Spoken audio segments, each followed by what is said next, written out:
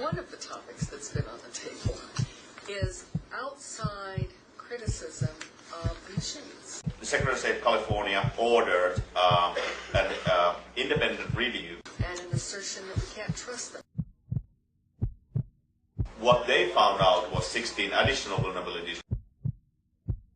People are afraid their vote won't be accurately tallied. I don't share that view. These 16 newfound vulnerabilities were more dangerous. This young man found it. There is a program on the memory card which is an interpreted code. Somebody said, well, I can hack into one.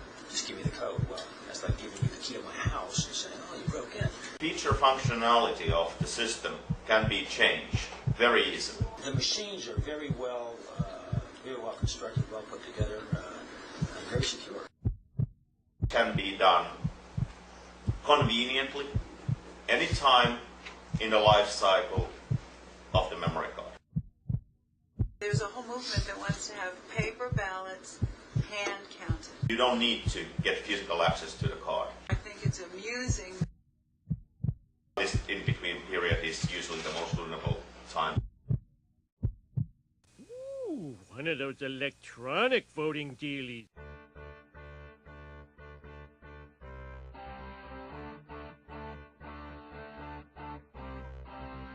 I'm the jerk who broke the stories that you may have been reading about in the paper. No one in the world has ever seen these machines. No one at the federal level, no one at the state level, no one is allowed to look into these into the source code on these machines and find out if they actually work.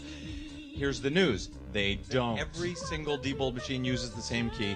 Open it up with a hotel minibar key. You can get in and plant a virus. In 60 seconds, it will flip the votes on that machine. It can pass itself from machine to machine, flip an entire election, delete itself at the end, and no one will ever know. A little yellow button on the back. I'm not kidding.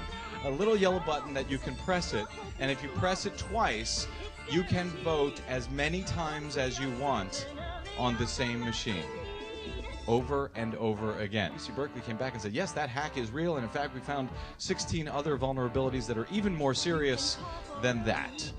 So he said, let's certify them. The woman who was running against him is a conspiracy theorist because she's concerned about these voting machines. Sending them home with poll workers for 3 weeks prior to the election. If you don't vote, they don't need to steal the vote. They don't need to flip it, because you guys haven't showed up. We cannot roll over again and let these guys take away the most precious thing we have in this country, which is our vote. Stand up, take it back. Thanks for voting. Appreciate it.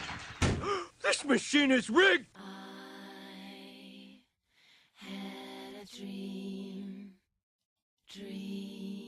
That means it's almost 3 out of 4 Americans do not trust their voting system.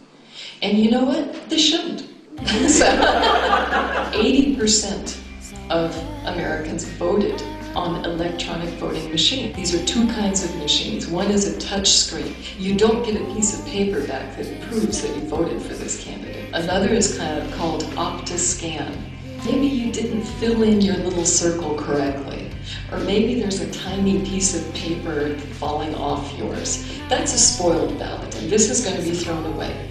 You don't have to hack each of the 4,000 machines because all of these feed into a central tabulator. And a lot of times it's only, a Windows-based PC. Hack that central tabulator, and she completely flipped the results of the election on national television in less than 2 minutes. The CEO of one of these companies named Diebold is, quote, committed to helping Ohio deliver its electoral votes. This doesn't happen in America! Maybe Ohio, but not in America! Ah! Ah!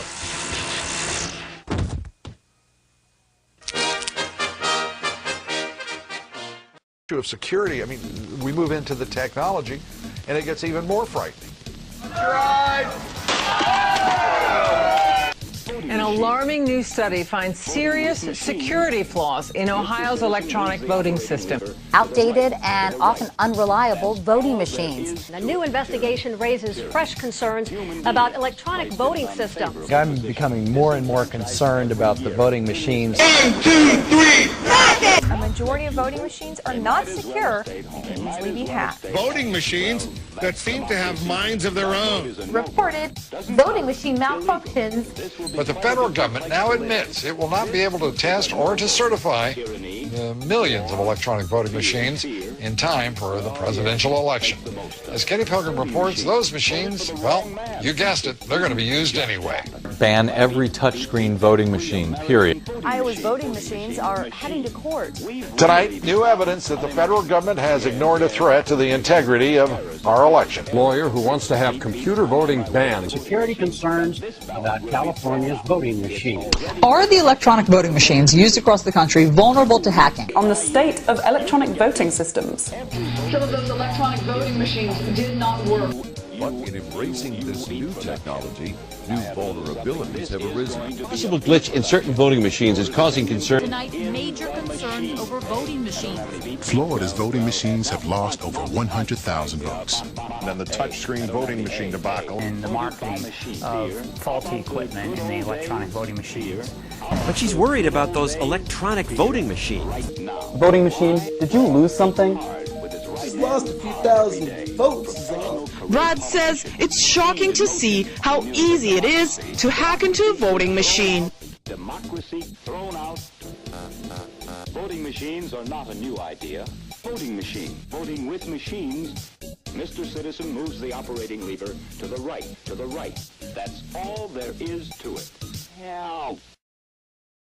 We hope you enjoy voting on the iVotronic touchscreen voting system.